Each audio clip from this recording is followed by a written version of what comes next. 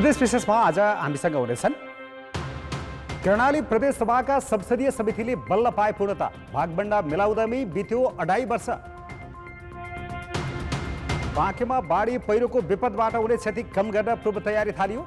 गोताखोर, मोटरबोट, हेलिकप्टरदेखि खाद्यान्नसम्मको जोहो।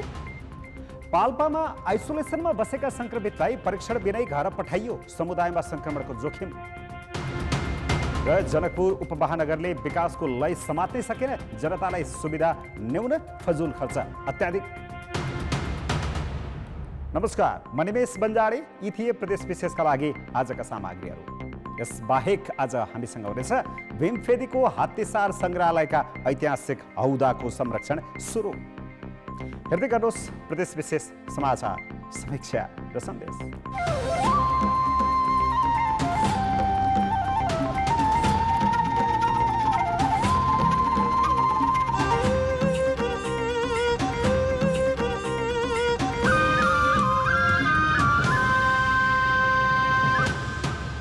प्रदेश विशेष प्रेजेंटेड बाय एशियन पेंट्स।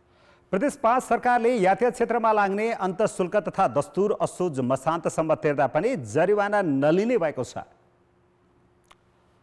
मन्त्री परिषद बैठकले यातायातमा बुझाउने सबै प्रकारका सरकारी दस्तुरमा असोज मसान्तसम्म बुझाउँदा पनि जरिवाना नलिने निर्णय गरेको हो। यसअघि चालु आर्थिक वर्षको बजेट मार्फत यातायात दस्तुरमा 33% छुट गरेको थियो। लकडाउनले यातायात व्यवसाय ठप्प भएकाले कर छुटसहित भुक्तानी समय सीमा बढाइएको सरकारका प्रवक्ता तथा भौतिक पूर्वाधार विकास मन्त्री बैजनाथ चौधरीले बताएका छन्। बैठकले प्रदेश सभाका पदाधिकारी तथा सदस्यको पारिश्रमिक तथा सेवा सुविधा सम्बन्धी ऐन 2075 को दोस्रो संशोधनलाई स्वीकृत गरेको छ। प्रमुख विपक्षी दलका सचेतकलाई सत्ता पक्षकै सरह सेवा सुविधा बढाइएको छ। कर्णाली प्रदेश सभाका संसदीय समितिले बल्ल पूर्णता पाएका छन्। सत्तारूढ नेकपा भित्रकै विवादले ज्येष्ठ सदस्यका भरमा चलिरहेका समितिले प्रदेश सभा गठनको 2.5 वर्षपछि पूर्णता पाएका हुन्। कर्णाली प्रदेश सभाका संसदीय समितिले झण्डै 2.5 वर्षपछि नेतृत्व पाएका छन्। यसअघि अध्यक्ष चयन हुन नसकेकै कारण 4वटा विषयगत समितिमा ज्येष्ठताका आधारमा बैठक हुँदै आएको थियो। नेकपाबाट अर्थ तथा प्राकृतिक स्रोत समितिको अध्यक्षमा गणेश प्रसाद सिंह, विधायन तथा प्रदेश मामिला दानसिंह परियार, सामाजिक विकासमा देवी ओली र सार्वजनिक लेखा समितिमा प्रमुख प्रतिपक्ष नेपाली कांग्रेसको तर्फबाट दिनबन्धु श्रेष्ठ चयन भएका छन्। नेतृत्व पाएसँगै समितिको भूमिका प्रभावकारी हुने दाबी गरिएको छ। नयाँ बनेको छ समितिले जनताको जनभावनालाई सम्बोधन गर्ने किसिमको अथवा चाहिँ विकास निर्माणका सरकारका चाहिँ आम गतिविधिहरूलाई चाहिँ नजिकबाट हामी हेर्छौँ र नयाँ ढङ्गबाट चाहिँ अब हामी सरकारका चाहिँ गतिविधिलाई अगाडि बढाउँछौँ। नेतृत्व एउटा स्थायी रूपमा निर्वाचित नभए हुनाले पनि काहीँ कतै त्यो कमीहरू रहेका हुन सक्छन् र अब निर्वाचित भइसकेपछि एउटा अलिकति स्थायी रूपमा योजना बनाएर जान सकिन्छ। मिनी पार्लियामेन्ट भनेर चिनिने संसदीय समितिको अध्यक्ष पूर्व एमालेबाट 2 र माओवादीबाट 1 जना पठाउने सहमति भएपछि नेकपाको विवाद टुङ्गिएको थियो। समितिमा स्थायी नेतृत्व आएसँगै संसदीय गतिविधिमा सकारात्मक सहयोग पुग्ने प्रदेश सभाले जनाएको छ। स्थायी रूपमा नेतृत्व समितिले प्राप्त गरेपछि उहाँहरू अझ सक्रियताका साथ अगाडि बढ्नु होला। समिति भन्दाखेरि खास गरी समितिहरू मिनी संसदको रूपमा चिनिन्छन्। नेकपाले भने भागबण्डा नभएर भूगोल र समावेशिताका आधारमा नयाँलाई अवसर दिएको दाबी गरेको छ। यसअघि संसदीय समितिले प्रभावकारी भूमिका खेल्न नसकेको भन्दै आलोचना हुँदै आएको छ। संसदीय समिति आम नागरिकका सरकारमा अहम भूमिका निर्वाह गर्न आवश्यक छ। कान्तिपुर समाचारका लागि क्यामेरामा नवीन शाहीका साथ कमल पन्त र पूर्णबहादुर खड्का, सुर्खेत। ढिलै भए पनि संसदीय समितिहरूले नेतृत्व पाएका छन्, राम्रो भयो। तर मिनी संसद भनेर चिनिने यस्ता समितिहरू भागबण्डा मिलाउन नसकेर 2.5 वर्षसम्म नेतृत्व विहीन हुनु चाहिँ लाजमर्दो नै बन्यो। बाँकीको राप्ती नदी र मानखोला तटीय क्षेत्रमा वर्षेनी बाढीले ठूलो क्षति पुर्याउँदै आएको छ। डुबानका बेला उक्त क्षेत्रमा बस्नेहरूको बिचल्ली हुँदै आएको छ। तर यसपटक गृह प्रशासन र जिल्ला विपद व्यवस्थापन समितिले डुबानबाट बिचल्लीमा पर्न नदिने तयारी गरेको दाबी गरेको छ। अघिल्ला वर्षहरूको बाढीमा डुबानको चपेटामा परेर सङ्कट उत्पन्न भइसकेपछि मात्र उद्धारको तयारी गरिन्थ्यो। तर यसपटक बाँकेमा विपदको पूर्वानुमान गरी अहिलेदेखि नै गोताखोर, मोटरबोट र हेलिकप्टर सहित खाद्यान्न र कपडाको जोहो गरिएको छ। कुन बेला कहाँ बाढी आउँदैछ भनेर पूर्व जानकारी दिने सूचना प्रणालीको प्रभावकारी विकास गरिएको छ। यो क्षेत्रमा बाढी र डुबान हुनुभन्दा 6-7 घण्टा अगावै हामी थाहा पाउँछौँ। त्यो अर्ली वार्निङ सिस्टम चाहिँ हाम्रो राम्रो भएको हुँदाखेरि त्यो पर्याप्त तयारीको अवस्थामा हुन्छ। 5000 परिवारको लागि तत्काल आवश्यकता पर्ने गैर खाद्य सामग्री र आवासको लागि आधारभूत सामग्रीहरू, त्रिपालहरू, डोरीहरू, अनि त्यसपछि अरू भाँडाकुँडा यस्ता कुराहरू, कम्बलहरू तत्काल उनीहरूलाई राख्नुपर्ने हुन्छ। त्यसको लागि पनि पूर्व तयारी गरिएको छ। विगतमा धेरैजसो विद्यालय डुबानमा पर्दा त्यहाँ भएका पाठ्य सामग्री कामै नलाग्ने गरी भिजेर च्यातिनेर कुहिने गरेका थिए। यसपटक भने पहिलेको डुबानबाट पाठ सिकेका शिक्षकले अहिलेदेखि नै पाठ्य सामग्री सुरक्षित स्थानमा सारिसकेका छन्। बाढीपछि डुबानग्रस्त क्षेत्रमा रोग फैलिन नदिन स्वास्थ्यकर्मी र औषधि समेत तयारी अवस्थामा राखिएको छ। महत्त्वपूर्ण कागजपत्रहरू घरमा राख्ने, त्यस्तै किसिमले चाहिँ यो चाहिँ बाढी आउने चाहिँ सङ्केत पाएपछि अब यो चाहिँ कोठाहरू पनि अब यसो चाहिँ पानी नजाउने किसिमको चाहिँ अलिकति त्यो पठान गर्नुपर्ने लगायतका चाहिँ विभिन्न किसिमको कुराहरूमा चाहिँ हाम्रो चाहिँ यो पालिकाहरूसँग समन्वय रहेर अब अपनाउनु पर्ने सम्पूर्ण किसिमको चाहिँ यो सावधानी अपनाउने भन्ने किसिमको हामीले निर्देशन दिएका छौँ। स्वास्थ्य समस्याहरूको निराकरणको लागि आवश्यक पर्दाखेरि शिविर आवश्यक पऱ्यो भने शिविर पनि सञ्चालन गर्ने, अन्य कुराहरूको समन्वयका कार्यहरू गर्ने खासै हाम्रो मुख्य भूमिका हो। स्थानीय प्रशासनले बाढीले प्रत्यक्ष असर पार्ने स्वास्थ्य, शिक्षा, खानेपानी, कृषि, सुरक्षा र सूचना प्रणालीलाई चुस्त राख्न ती निकायका अधिकारीलाई अहिलेदेखि नै तम्तैयार रहन निर्देशन दिएको छ। तर बाढी र डुबानबाट विस्थापित हुनेलाई पहिले जस्तै जङ्गलमा लगेर राख्ने वा अन्य कुनै सुरक्षित स्थानमा त्यसको भने टुङ्गो लागेको छैन। कान्तिपुर समाचारका लागि जे पाण्डेका साथ सविता जेसी, राप्ती नदी तटीय क्षेत्र, बाँके। बाँकेमा बाढी पहिरोको विपदबाट हुने क्षति कम गर्न पूर्व तयारी थालिएको छ। विपदको पूर्वानुमान गरी अहिलेदेखि नै आवश्यक सामग्रीको जोहो गर्न थालिएको छ। अन्यत्र पनि यसै गरी अगाडि बढ्नु पर्यो। प्रदेश विशेष प्रेजेन्टेड बाइ एशियन पेन्ट्स। प्रदेश विशेषमा पुनः स्वागत छ। क्वारेन्टिनमा बस्दा संक्रमण पुष्टि भएर 14 दिन आइसोलेसनमा बसेकालाई परीक्षण बिनै घर पठाइँदा पाल्पामा कोरोना भाइरसको संक्रमणको जोखिम बढेको छ। निको भएको पुष्टि नभइकनै घर पठाइँदा स्थानीयमा त्रास पनि बढेको छ। स्वास्थ्य कार्यालय पाल्पा र स्थानीय तहले कोरोना भाइरसको संक्रमण पुष्टि भएकालाई 14 दिन आइसोलेसनमा राखेर सोझै घर पठाउँदा समुदायमा त्रास बढेको हो। पाल्पाबाट स्थानीय तह आफैले स्वाब सङ्कलन गरेर पठाए पनि प्रादेशिक जनस्वास्थ्य प्रयोगशाला भैरवाले जाँच नगर्दा आइसोलेसनपछि घर फर्केका माथागढीका 4 जनामा संक्रमण पुष्टि नै भयो। यसले स्थानीय र आइसोलेसन बसेर पठाएकालाई थप त्रसित बनायो। हामीले परीक्षणको लागि स्वाब कलेक्सन गरेर प्रयोगशालामा पठाउँदा समेत त्यो परीक्षण भएन, जसले गर्दा महिनौँ दिनसम्म आइसोलेसनमै बस्नु पर्यो।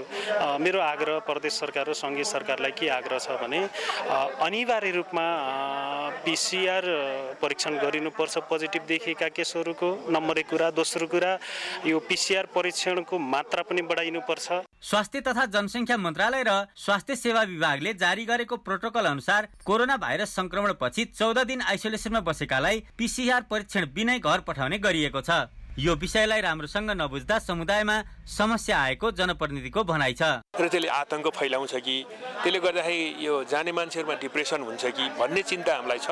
यसको निमित्त हामी जनप्रतिनिधिहरूले भरमग्दुर कोसिस गरिरहेका छौँ।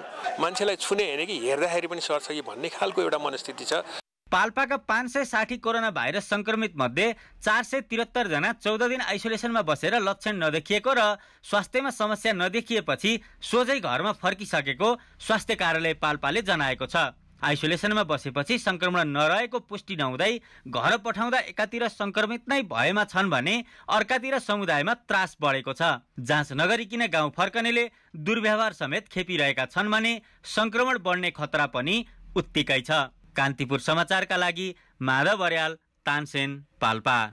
सरकारको प्रोटोकल अनुसार कोरोना भाइरस संक्रमण 14 दिन आइसोलेसनमा बसेकालाई PCR परीक्षण बिनै घर पठाउने विषयमा थप पुनर्विचार पो गर्ने हो कि? जहाँ त्रास बढिरहेको छ PCR गरेरै पठाउने व्यवस्था गर्दा राम्रो हुने थियो कि? तपाईँको ठाउँमा के छ? हामीलाई हाम्रो ट्विटर ह्यान्डल @KTV मा मेन्सन गरी जानकारी दिनुहोला। आसपासका 15वटा गाउँलाई समायोजन गरी तत्कालीन जनकपुर नगरपालिकालाई 5 वर्ष अघि उपमहानगर घोषणा गरियो।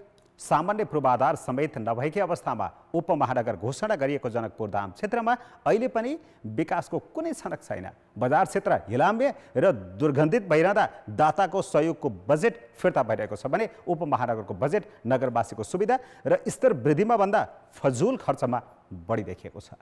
यो हिलाम्य सडक प्रदेश 2 को अस्थायी राजधानी समेत रहेको जनकपुर धाम क्षेत्रभित्रकै हो। उपमहानगर बनाउनका लागि तात्कालीन जनकपुर नगरपालिकामा गाभिएको कुर्थाको यस्तो अवस्थाले स्थानीयलाई नगरको नाम बाहेकको अर्को परिवर्तनको अनुभूति दिँदैन। हिलाम्य सडक र दुर्गन्धित बजार तथा विकास पूर्वाधार अभावले उपमहानगर भन्नै असुहाउँदो छ। नाउँको छ जनकपुर महानगरपालिका, तर हामीहरू यहाँ बसोबास गर्दाखेरिलाई चाहिँ गाउँघरभन्दा पनि बत्तरको अवस्था रहेछ। यो बाटो हेर्दाखेरि हामीहरू निस्किन अप्ठ्यारो लाग्छ। नगरपालिकामा जाँदा जाँदै थाकिसके, अब के भन्नु, कसलाई भन्नु। उपमहानगर बनाउनकै लागि पछिल्लो समय गाभिएका बसैया देवपुरा, रूपैठा, बसपिट्टी, कनकपट्टी, भोइल, सोनापाडा गाउँको अवस्था पनि उस्तै छ। एसियाली विकास बैंकको ऋण सहयोगमा जनकपुर धामको शहरी क्षेत्रमा सडक स्तरोन्नतिको काम भए पनि फोहोर व्यवस्थापन हुन सकेको छैन। ल्यान्डफिल साइट बनाउन नसकेपछि 41 करोड रुपैयाँ फिर्ता भइसकेको छ। सडकमै जथाभावी फालिएको फोहोर व्यवस्थापन नहुँदा दुर्गन्ध फैलिनुका साथै स्वास्थ्य प्रतिकूलता थपेको छ। चारैतिर फोहोर त्यतिकै फालेको छ, त्यसको व्यवस्थापन राम्रोसँग छैन। यसले धेरै कठिनाइ हामीहरू भोगिरहेका छौँ जनकपुरवासीहरू। सडक नाला फोहोर व्यवस्थापन र सरसफाइको लागि गत वर्ष 3 करोडमा ब्रुमर र यस वर्ष 1 करोड लागतमा 2वटा जेसीबी खरिद गरिएको छ। आर्थिक वर्षको अन्तिममा बजेट सकाउनकै लागि खरिद गरिएका ती उपकरण पनि सरसफाइमा प्रयोग गर्नुको साटो थन्काएर राखिएका छन्। हामीले जति गरे पनि सक्नेवाला भएनौँ, किनकि हामीले फुलगामा पनि राख्यौँ, त्यहाँ पनि विरोध आयो। ठुलो मान्छेले विरोध गर्यो। फेरि हामीले यहाँ महुवामा लग्यौँ, हामीले त्यहाँ पनि हामीलाई त्यहाँको मान्छेले पनि कदाचित नमान्ने भयो, आन्दोलन गर्नेवाला भयो। फेरि एयरपोर्टको समस्या देखाएर हाम्रो त्यो काम गर्न हामीले सक्सेस भएन। तर अब चाहिँ हामीले चाहिँ ल्यान्डफिल जग्गा अब नगरेपछि निजीकरणमा लैजाने भनेर हामीले 2-3 दिन कुरा गरिरहेको छौँ। एकातिर नगरको बजेट फजुल काममा खर्च भइरहेको स्थानीयको गुनासो छ भने अर्कातिर नगरको सरसफाइ लगायतका व्यवस्थापनको रकम फिर्ता भएको छ। यस्तै कारणले नगरको अवस्था दयनीय छ। कान्तिपुर समाचारका लागि अमरकान्त ठाकुर, जनकपुर धाम, धनुषा। स्थानीय सरकारले विकासको जग बसाउन सक्नु पर्यो। तलब सुविधा होइन, स्थानीय सरकार विकास निर्माणमा जुट्नु पर्यो। आएको बजेट फिर्ता हुनु अनि अव्यवस्था र फोहोरले जनता आजित हुनु विडम्बना बन्यो। प्रदेश विशेष प्रेजेन्टेड बाइ एशियन पेन्ट्स। प्रदेश विशेषमा पुनः स्वागत छ। मकवानपुरको भीमफेदी स्थित हात्तीसार सङ्ग्रहालयभित्र रहेका ऐतिहासिक महत्त्वका हौदाहरू संरक्षण गर्दै पर्यटकीय पार्कका रूपमा विकास गर्न सुरु गरिएको छ। बेलायतकी महारानी एलिजाबेथ, राणा प्रधानमन्त्री जङ्गबहादुर र शाहवंशीय विभिन्न राजाले शिकार खेल्न प्रयोग गरेका हौदा भएका हात्तीसारलाई पार्कका रूपमा विकास गर्न लागि हो। चितवन राष्ट्रिय निकुञ्जको मातहतमा रहेको यो हात्तीसारलाई जिल्ला वन कार्यालय मकवानपुरको मातहतमा ल्याउने तयारी पूरा भएको छ। बागमती प्रदेश सरकारको उद्योग, पर्यटन, वन तथा वातावरण मन्त्रालयले यस हात्तीसारलाई पर्यटकीय पार्कका रूपमा विकास गर्न उपलब्ध गराएको 70 लाख रुपैयाँ बजेटबाट गेट सहितको कम्पाउन्ड वाल निर्माण गर्ने र पार्क बनाउने काम पनि भइरहेको छ। त्यो अहिले फाइल स्वामित्व हस्तान्तरणको लागि, व्यवस्थापकीय हस्तान्तरणको लागि चाहिँ प्रधानमन्त्री कार्यालय मार्फत हामीले वन तथा वातावरण मन्त्रालयमा त्यसको फाइल पुगिसकेको छ र त्यो अहिले हस्तान्तरण हुने क्रममा रहेको छ। र त्यो हस्तान्तरण हुने क्रममा रहिसके पछाडि हामीले पुरातत्व विभागलाई समेत जानकारी गराएर चाहिँ अहिले यो कामहरू हामीले सुरु गरिरहेका छौँ। राणा प्रधानमन्त्री जङ्गबहादुर, बेलायतकी महारानी एलिजाबेथ, राजा महेन्द्र लगायत शाहवंशीय राजपरिवारले शिकार खेल्दा र भ्रमणमा प्रयोग गरेका हौदा हात्तीसार सङ्ग्रहालयमा छन्। जीर्ण अवस्थामा रहेका यी सामग्रीलाई सुरक्षित राख्न थालिएको छ। 30-31 वर्ष भइसक्यो मैले यहाँ कार्यरत भएर काम गरेको। हालसम्म यो जीर्ण अवस्थामा थियो। यो सब ढोको बजेको, सब माकुराको जालाहरू सबै धुलोले ग्रस्त भइरहेको थियो। अहिले मैले 15 दिन लगाइकन यो सबै सफा सुरु गरिकन अनि राम्रो पारिकन धुलो सब बाहिर फालिकन अहिले हेर्नु पनि राम्रो पर्यटक क्षेत्र बनाउनको लागि एउटा म्युजियमको रूपमा लागि मैले सफासुफ गरेर अहिलेसम्म पनि मैले रिटायर भएर पनि मैले 11 वर्षसम्म पनि बिना तलबी मैले अहिलेसम्म पनि काम गर्ने मैले हेरिरहेको छु। 31 रोपनीमा फैलिएको सङ्ग्रहालयको अतिक्रमित जग्गा समेत मातहतमा ल्याइएको छ। विशिष्ट व्यक्तिका सवारीका बेला ओहदा अनुसार भाइभारदार, सुसारे, सिपाही र विशिष्ट व्यक्ति चढ्ने अलग अलग 42वटा हौदा, काठी र गद्दा लगायतका सामग्री सङ्ग्रहालयमा छन्। कान्तिपुर समाचारका लागि बालकृष्ण अधिकारी, हेटौडा, मकवानपुर। यस्ता ऐतिहासिक ठाउँलाई यसै गरी पर्यटकीय गन्तव्य बनाउन सकियो भने यो ठाउँको संरक्षण पनि हुने र यसबाट स्थानीय स्तरमा राम्रो आय पनि हुने। आफ्ना ठाउँमा भएका यस्ता ऐतिहासिक ठाउँको विकासमा यसै गरी जुट्ने कि। प्रदेश विशेष आजका लागि यति नै। प्रदेश समाचारहरूको साथमा भोलि फेरि आउनेछौँ। कान्तिपुर टेलिभिजन हेर्दै गर्नुहोला। नमस्ते।